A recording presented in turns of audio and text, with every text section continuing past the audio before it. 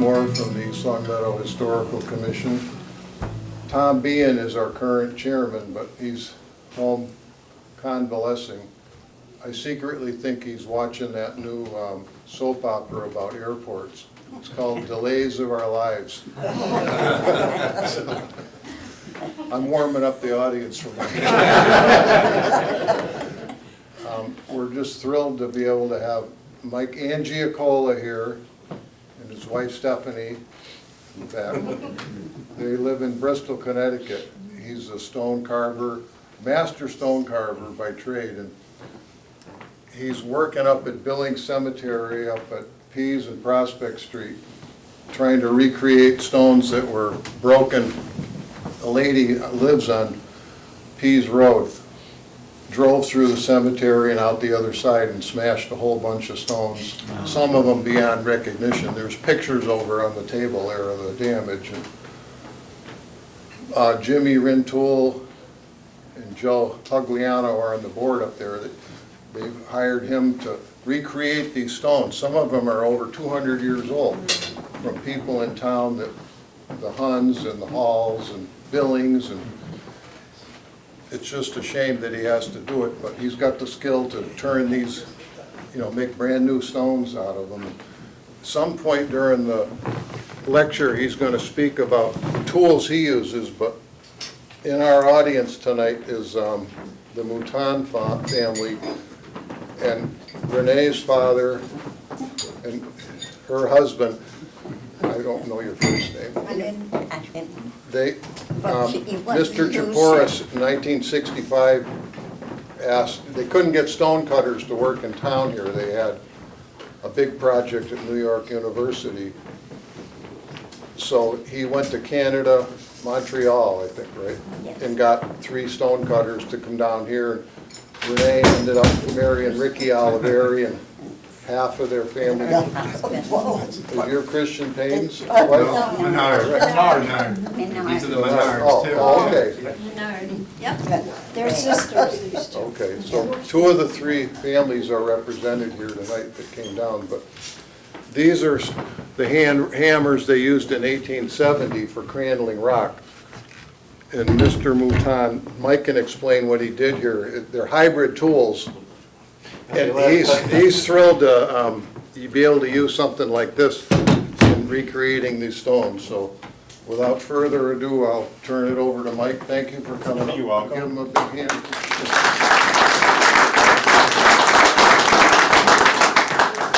Well, as Bruce said, I was a mason and stone carver. Well, just stone carver now in my old age. Masonry's a little too tough for me nowadays. Stones keep getting heavier every year, so I'm just carving stones. I have a shop in Bristol, Connecticut.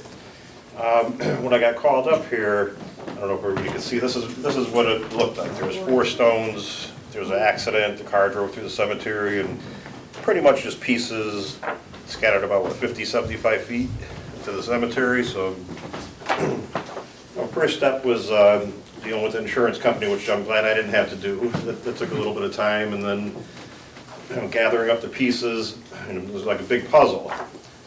So we had to gather up the pieces, put them in the truck, bring them back to my shop. I kind of laid them out, and put everything back together to kind of see what they looked like.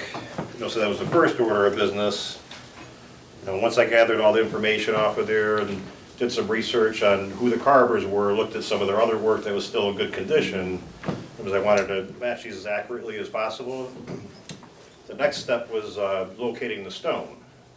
You guys got some pretty unique stone up here. It's the best red sandstone around. So I could get Portland brownstone, no problem, but it's just not the same thing. It doesn't look the same. It's not the same quality.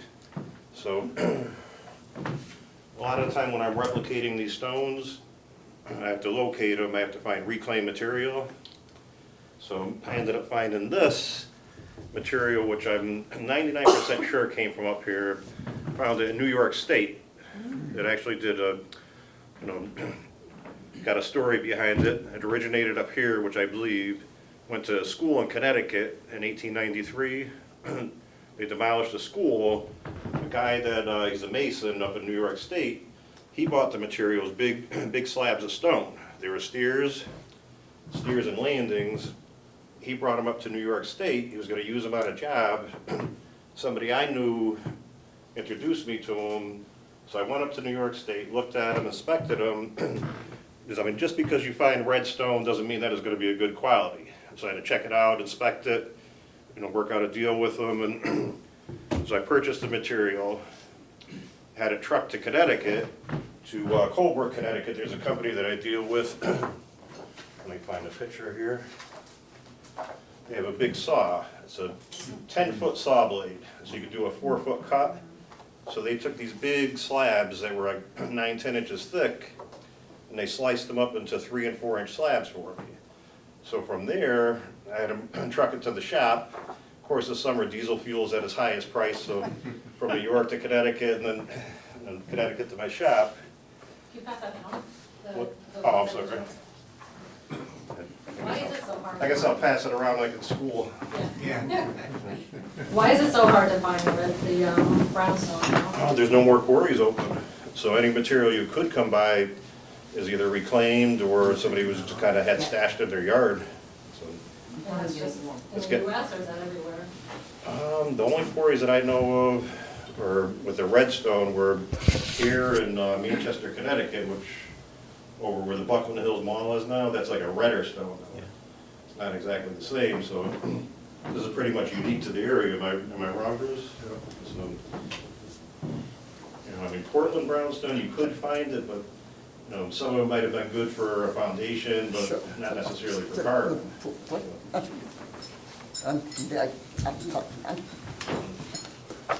That's a wet saw? That's a wet saw, yeah.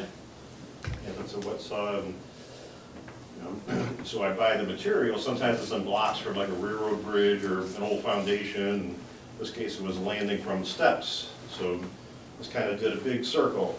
Came from here, went to Connecticut, to New York, back to Connecticut, and back up here. So it's getting harder and harder to find. I mean, you could get stuff that's similar, but it comes from China, and not everybody's crazy about that. And it's pretty expensive. So, okay, once I got everything back to the shop, the stones all had different shapes. Like this one here, I actually used, the majority of what I used was this hammer right here. This hammer, the stone hammer, a lot of people think this blade is just for splitting. It's actually kind of like an axe. I don't know if you can see on the side here. Instead of passing this around, I just kind of walk around with it. And the marks you see on the side are from the thin edge of the stone hammer. I don't know if everybody can see. That's fine. Can everybody see that far?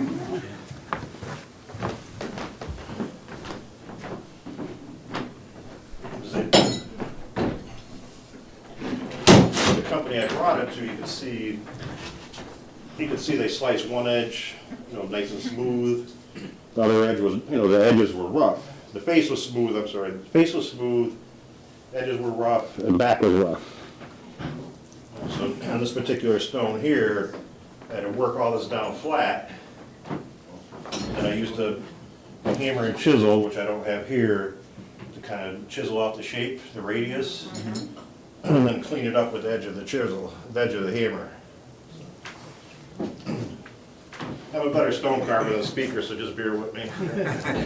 You're doing great. Yeah. I do this every day, I don't even think about it, you gotta tell everybody, you're kind of like nervous. And then from there, my wife helped me out a lot. She's good with lettering, so she would draw out the lettering for me, and we'd lay it all out, space it out. She would draw it, and I'd go behind her and carve it. So, yeah, most of the not most of all the carving is done with hammer and carbide chisels. So you don't need carbide, but the steel kind of wears out quickly. So usually you would start out, Stephanie would draw out the lettering, and I would just go with the point chisel and kind of just outline it. And then I'd go in with a little bigger chisel, kind of go a little bit deeper, kind Got like a center line, start the syrups on there. Then go in, finish it up with a little wider chisel. How long does one letter take you? You know, certain letters, straight lines, believe it or not, I'm not as good at as radius letters. If I gotta do an O, it's pretty much just, you know, maybe 40 seconds. But if I had to do like that H, and I gotta make the lines nice and straight and do the syrups, it takes me a little long, maybe 5 minutes. So, and then like on this little area here, that's probably 4" by 4.5", you know, where the willow and urn is. So that's kind of hard. Can you tilt it up? Because I know some people got Oh, up I'm to the table, sorry. but I don't think everybody got a chance. I don't know if everybody can see that. So, you know, it's got a willow and urn on there, which willow and urns usually you're carving out in a bigger area, maybe 1 foot by 1 foot, so you know you have all the room in the world to work. It's a tight little area, and on the reclaimed stone, it's a lot chippier, it's a lot harder and denser. So when this stone was quarried, when they carved this original one here in 1814, the stone was soft. It just came out of the ground, you know, still had moisture in there, and you could carve like really fine lines without chipping them. You know, this stuff here, in a little while, at one point, anybody that wants to try it, I'll have them come up and kind of just get a feel for it. You'll see it chips very easy. It's a hard stone. A lot of people will say, oh, well, because I do a lot of granite carving too, but somebody will say, oh, well, the brownstone must be soft. Maybe when it came out of the ground, but not the stuff I'm working on, so. How much did that piece roughly weigh? This piece here, it's in 3 pieces, but I'd probably say this piece is probably about 110 pounds. Not too bad. No, it's what For I like. you, maybe. Well, no, I'm sorry, I'm talking in comparison. So some of the stones, there's one stone there's probably about 5.5 feet tall, and it's about 4 inches thick, and a couple feet wide. That's probably 700 pounds. So, in comparison, 110 pounds isn't bad. Do you wet the stone before you? Sometimes, yeah. Like on details like this one, where it's so small, and you got little fine lines in there on the willow branches, you know, you're going really tight with them, so if it's dried out, you're gonna chip them. You're just asking for trouble, and you kind of know your limits, because I'll kind of walk around with this and show everybody. Like, What if you made a mistake? oh, then you're starting from scratch. Yeah. Like something like this, I don't know if you can see how thin them lines are. Yeah. Them are willow branches there, so you got a chisel like this, you're carving in there. I mean, feel that, you know, feel the depth, how fine that is. So, yeah, so now you're getting the chisel in there, you gotta watch you don't, if you jam the chisel in there, it'll pop out a chunk, or you chip it. Skill. I'm sorry, I can't walk around, everybody's Can not you enough room in glue the if you house. have a? Whose headstone is that, sir? This one is for the infant daughter of Levi and Martha Billings, who I believe the cemetery is named after. That may be why it's a smaller stone for an infant. Yeah, yeah, a lot of times they did smaller stones for infants. What kind of stones will you stay away from? Like when you're picking one out? And for the brownstone, Yeah, when you're picking out a brownstone to replace? anything that has a lot of visible bedding planes, you know, you want to stay away from that, because that's not going to be consistent. It's going to delaminate over time when it's standing up. And now this, you can see it's like a nice fine, consistent grain. So, I mean, the last thing you want to do is even some stones, they have what you call sand pockets. They're little tiny soft spots in the stone that when they cut it, you initially can't see it. So you're carving, chisel sliding along, all of a sudden just digs in. So there's a lot of things you got to watch out for too, and a lot of little hidden parts that you don't expect. What happens when that happens? Do you have to start over?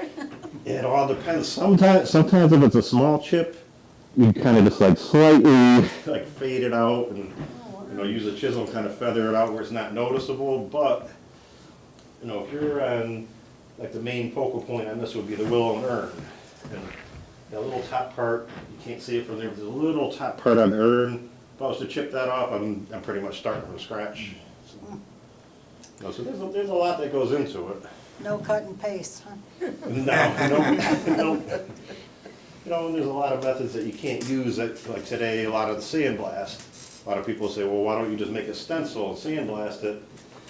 You don't want to do that because first of all, you're not going to get that shape, you're not going to get that V carve or the U carve in this matter, and you really don't want to sandblast brown sandstone. You know, too brittle, too soft. So, yeah, so this was a big challenge here on this. I wish I printed out a picture. One of the more detailed stones, it's got a willow and urn, but it's about 18 inches wide, which you look at it, you're like, oh wow, that's elaborate, but that was a lot easier for me to do than this little one. You know, because you have more of an area to work with, and you know, the willow branches are a little thicker, they're about ½ inch thick, you know, versus 1/8 inch.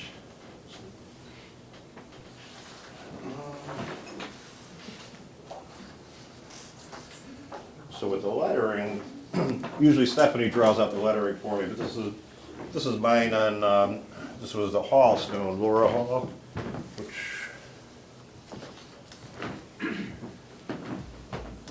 I make all my lines in there for the capitals and the lower cases, make sure everything lines up, make sure everything's centered. And I draw it out so that, you know, the lettering style is going to match what's on the original stone.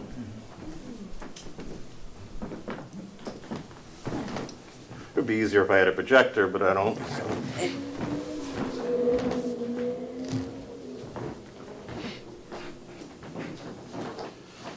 Actually, I printed these out too. These are a lot of the work I do with replacing the old historic stones.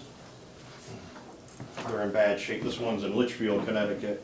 You can kind of see it's just rotting away. That's the Portland brownstone. Is there any, oh, sorry. go ahead. Could you make out the name on that one? On this one here, luckily, they had it on the historic records of what did they? everything says. And one of the things I do too, however it's spelled is how I spell it. Because a lot of times you'll have like a whole row of family and they might have spelled this last name different. I do it, whatever's on the stone, I put on the stone. Right. You know, so that one was all rotted out. So, you know, Portland brownstone is a lot easier to find. So I was able to find this, I shaped it, and this is a finished product. Oh, looks original. Like Can you it set them did. around? Oh, yeah, okay, I'll put them in order for you guys. I guess I'll start up here and pass them around like a classroom. Yeah. I have some only.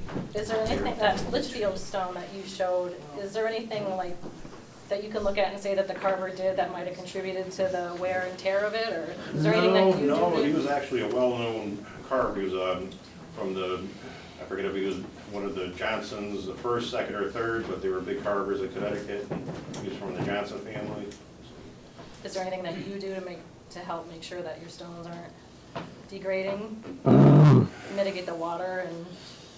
I mean, on the old historic stones, you gotta design them exactly the way they were, so there's nothing you could really do to alter that. You pray. Can you repair them at a cemetery? What's that? Can you repair them at the cemetery? You know, Like you if could they need to be repair 'em. re-lettered? Oh, re-lettering and stuff, you know what, that was really frowned upon, because when I first started out years ago, I was asked to do that. Some people thought it was great, other people, you know, didn't think it was so great. They're saying, that's original stone, leave it as is, you shouldn't be touching it, so, you know, there's mixed feelings on that, so. Are all of the stones repaired now at that Billings Cemetery, or? are they still- Nope, well, actually, they're all, 3 of them are finished, one of them is finished except for the lettering, which will be done either tomorrow or Monday. So you don't piece them together, you just make a whole brand new? A whole brand new stone, yeah. Yeah, and then what do you do with the pieces? You can just The pieces, store them? Bruce has taken them to the Historical Society, Oh, yeah. and they're gonna be kept there, and They'll be indoors out of the weather, so they won't get any worse. Are you self-taught, or this is such a unique trade? Did you learn somewhere? Self-taught. I started out as a mason's laborer back in 1985, and then, learned the trade, became a mason, and I kind of wanted to bring it up another step further, but I couldn't find anybody to teach me. Found somebody online, they wanted like $700 for a one-day course. I'm like, I'm not paying. So I kind of taught myself. A lot of my work, my masonry work, was historic restoration. So it started out, I was doing a foundation for somebody, redoing a stone foundation on their house, and they're like, could you put a cornerstone in that says the year of the house? So I said, sure. So that's how I started. I did that cornerstone. It said 1840 on there, and from there it started. I would do a bird bath, or do a bird bath with the designs, or benches with a design, and just from there, just kept, I was really into it, and did a lot of volunteer gravestones for the historic cemeteries when I was starting out, and a lot of stones were destroyed, so I'm like, okay, I can't do any worse, let me at least make a replacement stone for them, and, it can't be any worse than what they have now, so then just from there, just grew. Where did you get your tools? The tools, actually, I don't have my main stone hammer with me. It was too heavy to bring, but I had that one actually found in a stone wall back when I was a teenager. I found it in a stone wall, looked like a chunk of rust, brought it home, cleaned it up, used that for 30-something years, and had my grandfather's tools. My grandfather's a mason when he came home from Italy. So. Tools here. This one, I don't even know where I picked it up, but this is my most popular carving hammer, for lettering. This one I bought at a masonry supply store. This one we got at remember that barn sale up in New York on the way back? Up in New York State, found this in a barn. This I haven't used yet. Bruce just gave it to me tonight. I can't wait. 5 a.m. tomorrow morning, I'm going to be putting this to use. This one was given to me. I'll explain the hammers in a few minutes, but this one was given to me, and this isn't mine, this is Bruce's. I'm just borrowing this for tonight. But, these are a couple more of your father's chisels. Grandfather. It's their grandfather. It's their grandfather's tools, and it's our father's tools, and They were passed down. cousins' Oh, okay. tools. Oh, wow. Father, yeah, they're really old. Yeah, well, I'll tell you what, these held up great. Bruce gave these to me. I cleaned them up. Next morning I was at work. I cleaned them all up and put them right to use. And you can see they're nice and shiny. And They're hybrid. yeah, these are the best kind of tools. Actually, the hand tools you could see it on better.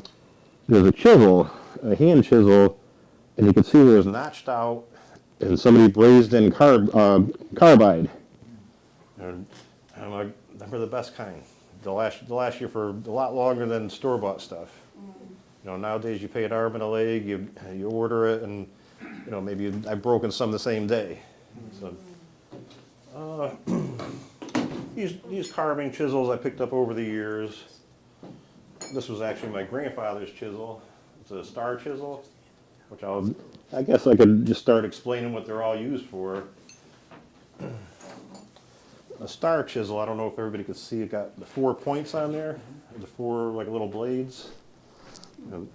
So before power tools, if you want to drill a hole to split the stone, hit it, turn it, hit it, turn it, hit it, turn it, hit it, turn it, just keep doing that. And I actually, believe it or not, still use these sometimes. And I have a whole collection of all different sizes, and it's fun drilling the holes with them. Your arm looks like Popeye by the end of the day, but it's fun. And then you put in a series of feathers and wedges.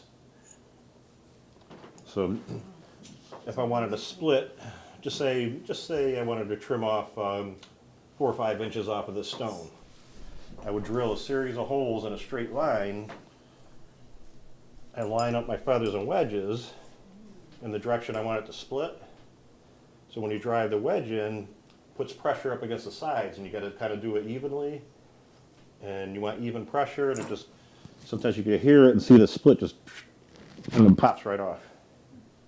A lot of times you'll see a stone wall, you'll see like looks like a half a drill mark. That's, that's because somebody drilled it out and split it with feathers or wedges. I still like using the old tools. Basically, all the tools that I use are the same things that were used 100 years ago, 200 years ago for that matter, except for the carbide. This, I call this cheating, but it's not really. Like sometimes, like for example, if I wanted to, not in a hurry, but if I didn't want to spend all day working the shape of the stone, this is a pneumatic hammer. Basically, it's doing the same thing, but a lot faster. And that's a lot less work on me. And I'll put the pneumatic chisel, the carbide chisel in there, and just, basically does the same thing. It just hits it at a lot faster pace, and you're not actually swinging the hammer. But that's about as modern as I get.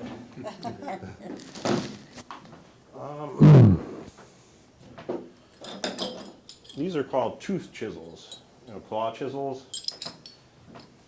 What you would use these for, say you had a high spot on the stone. So you'd hit it down in one direction. It would leave like a series of like claw marks in there. And then you turn it the other way, hit it in the other direction, it kind of leaves like a grid. And then you go back with a flat chisel and chisel that out. And you just keep doing that until you work on the high spot.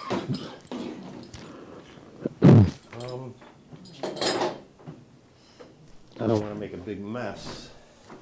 I got a drop cloth. Okay, yeah, I'll just do it lightly. He's gonna let people try it. Try it, yeah. What is it, $1 a lap? $2. Where do you wanna? Or you know what? Maybe if you just put it on the table. Oh, yeah, there you go. This way everybody can kind of see.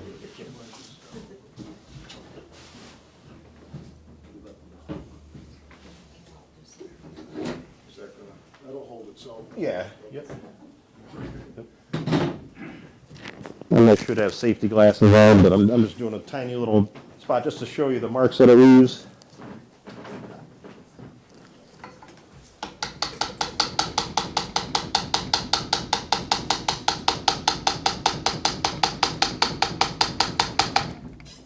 I don't know if anybody wants to come up and take a look, but it just leaves, basically if somebody was to claw it, depending on how hard you hit it, you could dig it a deeper or shallower, depending on the angle of the chisel.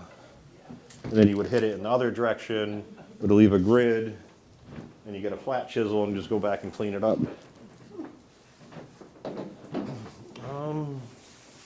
Mike, how do you get a smooth surface? Do you actually sand it?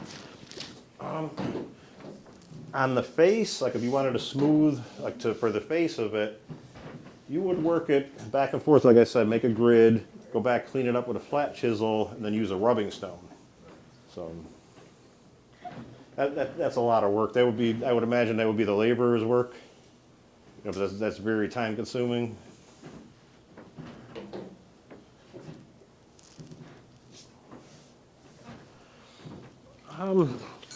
I got a bunch of different size lettering chisels, but the three main ones I go to. The point chisel, that's just to kind of do an outline, define the edge, or if you're going to do V-carve, you do your center line with it. And then you go to a little bigger chisel,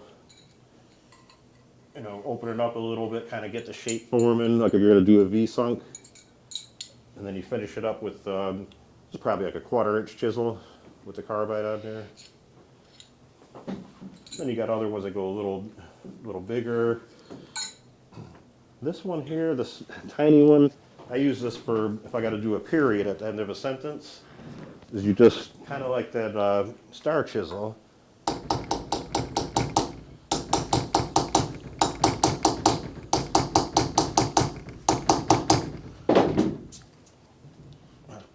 Just makes like a perfect little circle. It's a perfect size for the period at the end of the sentence.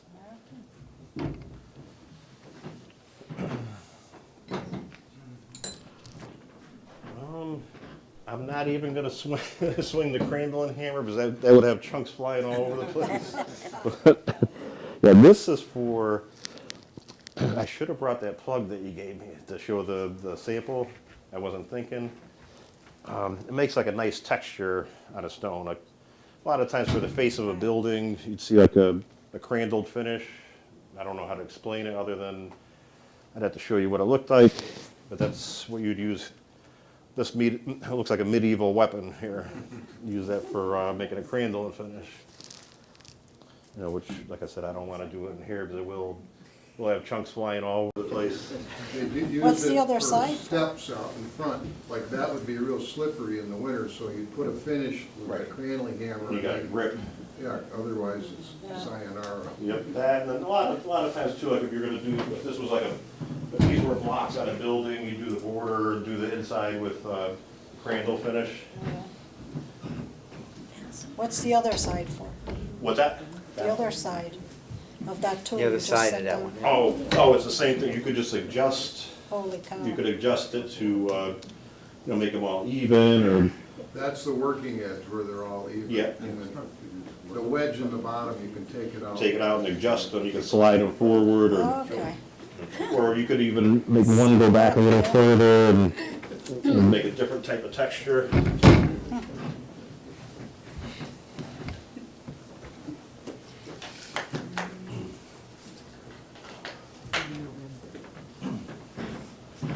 Yeah, this hammer right here is called a blade hammer, aka bush hammer. It's got all the different blades on there. It's similar to a crandling hammer. You would unbolt these, take the blades off, resharpen them, and this is made for both texturing, taking down high spots, or shaping. And I've shaped a couple stones like this, and like that's a workout right there. I was gonna say, it doesn't look heavy. Oh yeah, this. No, yeah, but I'm not like the other, like your hammer, so you don't This. you don't need the weight, so you gotta use It your arm. depends. It depends how you could choke up on it, or you could use both hands for more control. Like if you're trying to shape something, or if you've got to take down knock a big chunk off, you would use the full weight of it. I mean, excuse me.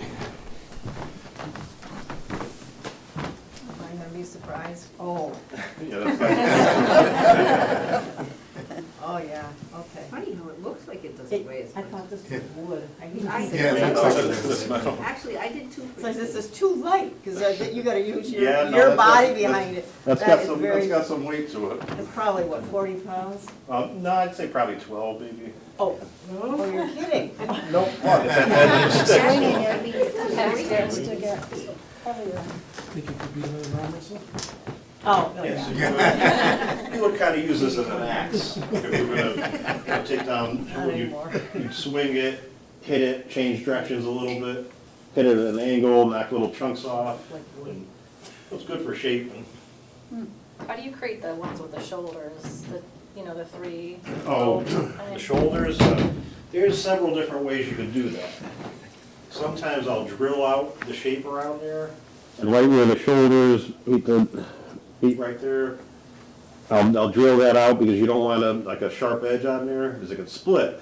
So I'll either do a series of drill holes around there, use feathers or wedges, or I always drill down, between the shoulder there. A lot of times a hammer and chisel. All depends on the thickness of the stone, the type of the stone. Once in a blue moon, I'll cheat, not that often. I use a gas-powered cutoff saw with a diamond blade. I'll kind of do like a series of cuts into the depth I want, and just chisel them out and go back and clean it up. Other times I'll use this chisel here, or chisel. I keep calling it a chisel because the head of the hammer looks like a chisel, acts like a chisel. So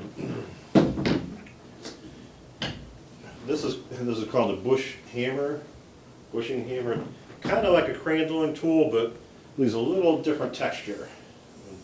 Same thing, you could use it for working down high spots, you could use it for putting a texture on a stone.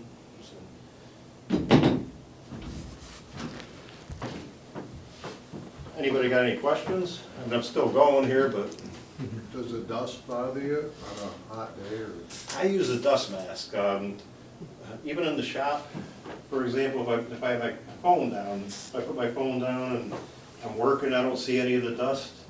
And I go and I grab my phone, I'm like, why is there dust on the phone? So, a lot of light dust, so I always wear a dust mask. And, if I'm outside and it's a breezy day, I don't always, but. Safety glasses? Oh, definitely safety glasses. You do that one time and that's enough to teach you. Yeah, that hurts getting hit in the eye with a chunk of stone. You never wear shorts when you're splitting stone. I've done that a couple of times, even though I know better, and it's pretty brutal. Why is Italy such a great place for masons to come from? I don't know. I mean, I guess I'll say that's where the best masons come from, is that's where I'm from, but I'm only kidding. But I guess just years, centuries of working with the marble. I don't know. I really couldn't answer that. Because a lot of the workers in the quarries did come from Italy, and we now have a large Italian population in town as a result of that. And Yeah. it was them and the French Canadians that Yeah, worked in there. and Portuguese Yeah. too. Yeah, I don't know, but the joke was, I'm from Connecticut, and where I lived, you had your Italian masons, Portuguese masons, and everybody used to argue over who the best masons were. But, Do you know if the quarry in town ran out of sandstone, or it just got economically not I think a viable? lot of it was economically, Just economic. nobody was, not a lot of people, the sandstone lost its popularity, then you got the EPA and Yeah. other things, and a lot of regulations. When did the last quarry shut down? 1970. 1970? They reopened it in '65 for New York University. Mhm. And why did they shut down? They were pumping the water in the brook Oh, across that- Elm you did Street tell me that. instead of making a settling pond. So there was like EPA And stuff. people were, there's, the water's red, you're killing the fish and so. Yeah. What stone would you rather work with? I mean, I like being able to have a variety of stone. I'm probably the only Italian carver that doesn't like carving in marble. I don't know why, I just don't like it, but I like carving in brownstone and granite. A lot of my work is in granite, but I like alternating, because you're working with the brownstone, it's usually the early stones, and you're getting to recreate them, and so you're doing something good, and it's you're kind of doing something the traditional way, where all the granite carving, besides like the splitting and shaping, everything is done with pneumatics, which is still considered by hand, but there's nothing like just grabbing a hammer and chisel and just carving a stone. And sandblasting, the granite. What's that? Sandblasting, the granite too. Yeah, that's another way that they do the lettering nowadays. A lot of times it's more efficient. If I make a new gravestone, I'll shape it, I'll do the design on it, and there's a guy that, he'd go right to the cemetery or my shop, he prints out a stencil with the lettering, just puts it on, sandblasts it, and in 15 minutes he's done. So, I mean, you can't beat that, where it would take me, say a day and a half, 2 days to do all the lettering, so. I think they used to get like $35 or something, the stone carver, for doing one of these. It wasn't a lot of. Yeah, no, it wasn't a lot. A lot of the ones from, like sometimes you'll see a price tag. I've never seen them, but the ones that people posted like online, you'll see them from the 1700s for like $7.50 or $9, and I don't know what that equates to today, but. A lot more. When you pick up the stone, do you go by the density of the stone? So does it split up when you're trying to engrave it? Yep, I do a most thorough job as I can of inspecting the stone. I'm looking for any kind of flaws, any kind of sand pockets, anywhere where the stone wore out that I could see that's going to be a problem in the future. The bedding planes, because when the sandstone was formed, a lot of times, not so much up here, it's more consistent, but further down the Connecticut River you get down in Portland, some of the stuff is really good. Other stuff you see, like all the bedding planes are all inconsistent, and once you stand that up, and it's been up for a number of years, water gets in there, freezes, and just opens up all the bedding planes, and it delaminates. You're just taking something that was formed horizontal and putting it vertical, and it just starts separating. You can't go to like, if you need stone, you couldn't go to like, I don't know, Pine Quarry or whatever, quarry that's not used anymore and just pick a stone? If you had permission, you Yeah, I know. guess. It almost seems like you could just go to like, walk around in one of the quarries and say, oh, that's a nice stone, and if they'd let you, I wonder. If somebody was willing to let me in the quarry, I'd be there, I'd be there tomorrow morning, I'd camp out and be waiting for them, but, yeah, unfortunately, to match up any of the stuff from East Long Meadow, you gotta get it reclaimed. And so, and like I said, this one here, as I said, I got it all the way up in New York State. So is there a network of builders who spread the word around when a building is being taken down? Not really builders, a lot of demolition companies, and I ran a masonry company for years. So one of my former workers works for a company that both does demolition and sells stone and runs that saw there. So they'll let me know. Yeah. I was wondering, when you're laying out your letters on your stone there, what do you use to put the letters on? Is it charcoal or chalk? Oh, pencil. I should have a picture right over right here. Could somebody pass that down here? What did they use back in the day? That I don't know. But we usually just use pencil. Use those flat ones? Nope, we use regular graphite pencils. We do our center lines, level all our lines across. Like, for example, if this was 1.5" lettering for the capitals and 3/4 of an inch for the lowercase, we draw out our lines and you measure everything out for your kerning and you just draw them out. And it's nice to have the old stone right in front of you because you can take pictures. I've done that before where there's a stone that's in such bad shape that if you pick it up, it's going to fall apart. So you got to rely on the pictures. And when you get it back to the cemetery, it looks good till you get it back to the cemetery. You're like, okay, that's not exact. Where if you have a stone right there to copy off of, you can just look over and, okay, I got to put a little more angle. And, so it's a big help. You talked about the lettering being V or U. What do you mean by that? Okay, the V carve, this is more of like a U shape. So the bottom of the letter is kind of like got a slight roundness to it. Where a V carve, if you look in there, it actually is shaped like a V, like a wedge shape. Like if you were to look at it sideways, that's where you see it comes to a V shape.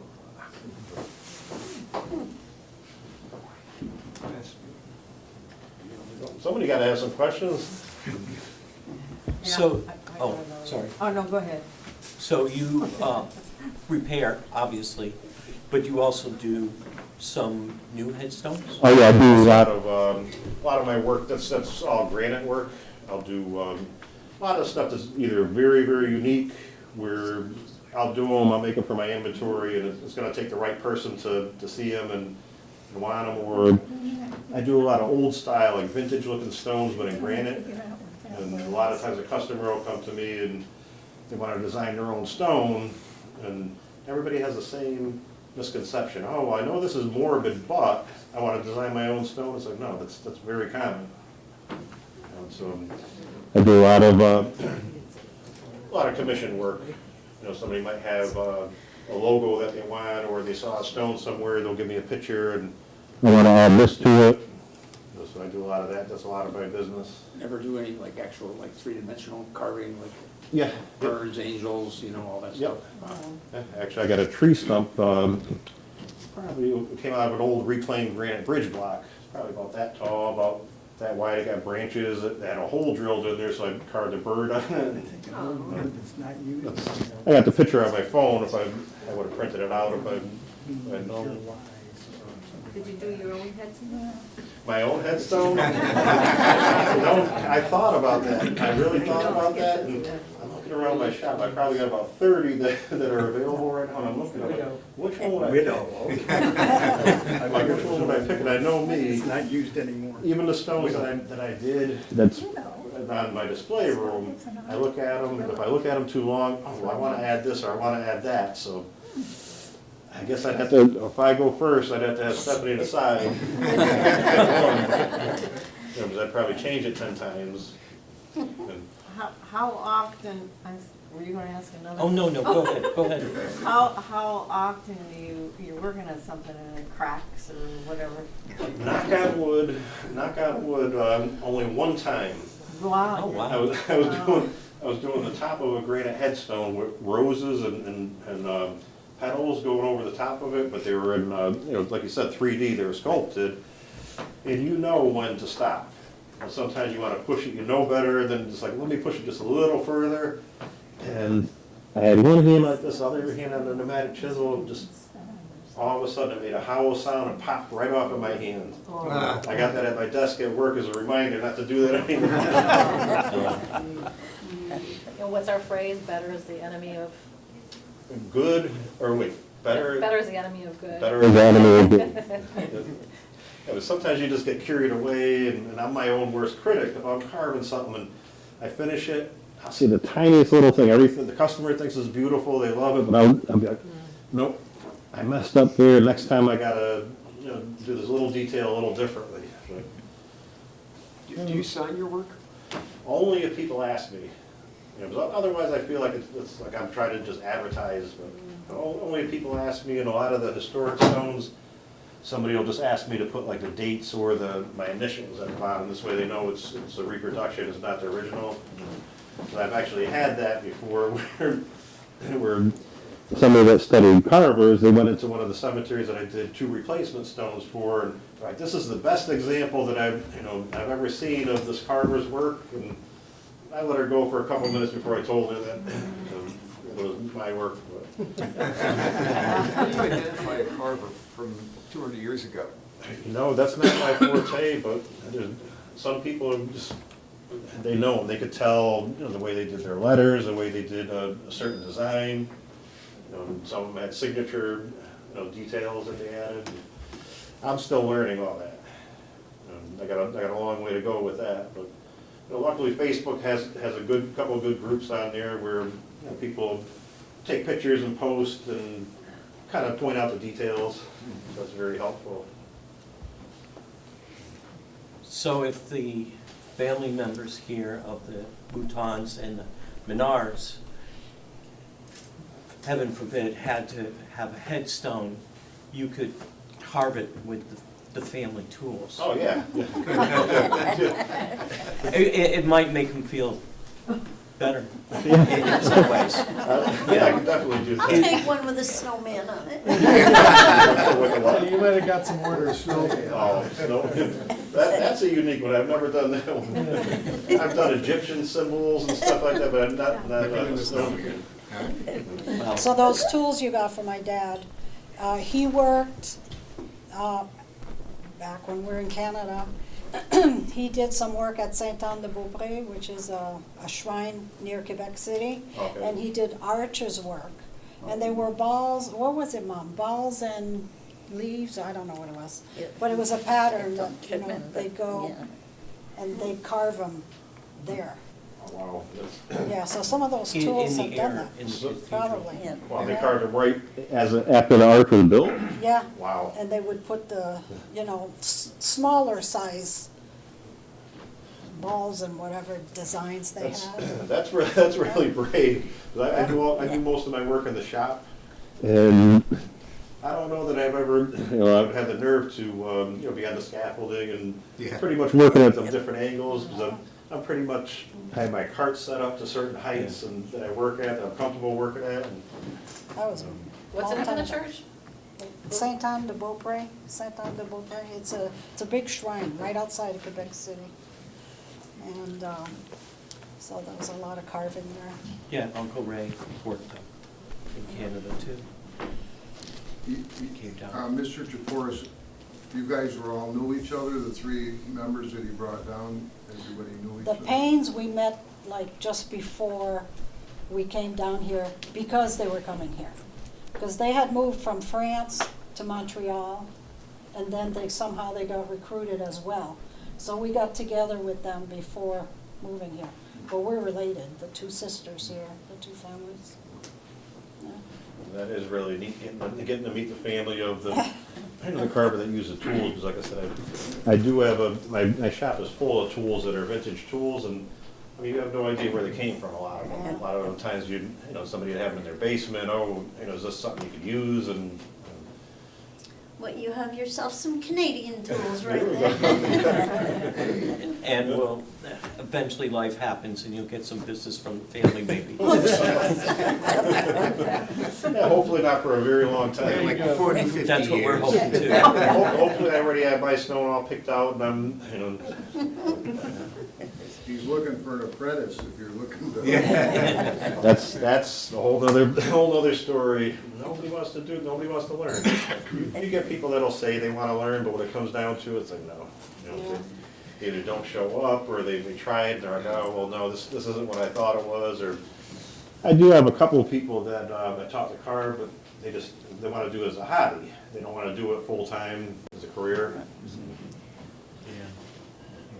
Kind of sad, it's a lost art. Oh, it is. Yeah. Even with my masonry business, when I first started out, I'd be at a job, say, doing a stone wall. I'd have people stopping by asking if I needed extra help. And I had a list of people's phone numbers that if this person didn't work out, I'll call you. Or people that had a full-time job but they wanted to work on a Saturday. The last few years of working in my masonry company, I had retirees working with me. They were masons that they worked their whole life, but they retired, but they didn't want to fully be retired, and they'd work with me either when I had a big job or a couple days a week just to get out of the house. And I couldn't get any of these kids to work. You might get them started out, they'll work for you, and after a couple of days, oh, well, that's hard work, or that's heavy, or it's hot out. It's not just your profession, it's quite a lot of professions. But I think even more so because it is tough work, and or somebody's scared of heights, because a lot of the work that I did was up on churches. And, Very impressive. yeah, sorry, I was a little nervous at the beginning of the presentation. Just like I said, I'm a better carver than speaker, but You did great. Yes, you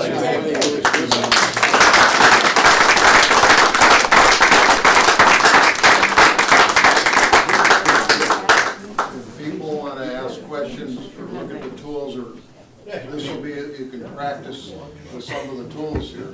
Get your picture taken with the tools.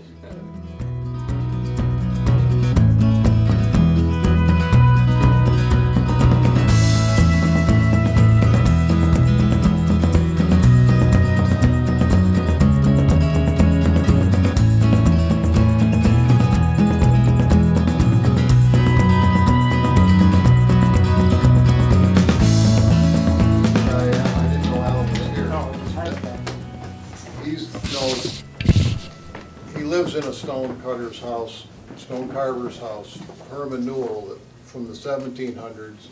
And he and his wife Betsy have photographed thousands of stones, and they could pretty much tell you who the carver was. The son of this guy, it's just amazing. So now, I know you told me before, who do you think carved this one here? Well, These are Lathrops, yeah. There was a family of Lathrop carvers, and they ended up settling in the southern part of what's now East Longmeadow. But they were doing a lot of work in northern Connecticut too. And you see their stones in Enfield and down into Windsor and that area. what's distinctive? Some of the line, the scroll work or the lettering? Even this little detail along the side here and the way they make their urn. But we were lucky that one of the ways we find out about who was the carver is that I actually spend hours going through probate records. So you look at a gravestone, and usually it has to be a man who's more than 18. Usually the best time to find a probate record on somebody is from about age 25 to 60. And you look up the probate, And it's a needle in a haystack because only a small number of probate records will say this. But as you go through all the different parts of the probate record, it'll say, and I paid so-and-so for the carving of a pair of gravestones. And then you've got it, because you've got the picture of the gravestone, you've got the payment for it, and you've got the person who Who was paid. Yes, right there. That's great. I would have never thought about that. And we also, I don't know if you have them at your place, but we have day books, so the records of people's lives, and sometimes in their day book, they say, I am paying Herman Newell for a gravestone, and I'll put in a debit for that, or a credit for that, I should say, and then you see that that's the record. So we've also found people that way. So between day book records and probate records, and in Springfield, we were very lucky, or other people were lucky, then we've been able to see it. There is a receipt that just sits there for a carver who was paid in 1757 for a pair of gravestones in Longmeadow. So it settles who this carver was, and it's a really important document. So we know exactly who carved the stones and how much he was paid for it. He lives in Herman Newell's house. He married Lois Burt from East Long Meadow. His That's right. father owned a quarry. And how many of his stones do you think you found? Do you have a That's- number? We got 49 that are either signed or probate approved, and there's probably 600 that you think are. or attributed, yeah. Wow. And- And his son was a carver. And his son was a carver, and here in what's now the East Village, or East Long Meadow, this is the part of the community where you have Jonathan Burt, who was really a very talented carver, and his brother Elijah Burt, in addition to the tailors who were carvers. And this is all of this early period. And you have this family here, the Lathrops, as well. So, very, very talented people. Which I'm honored to be carving Thatcher's stone. And Thatcher was the father of that family of carvers.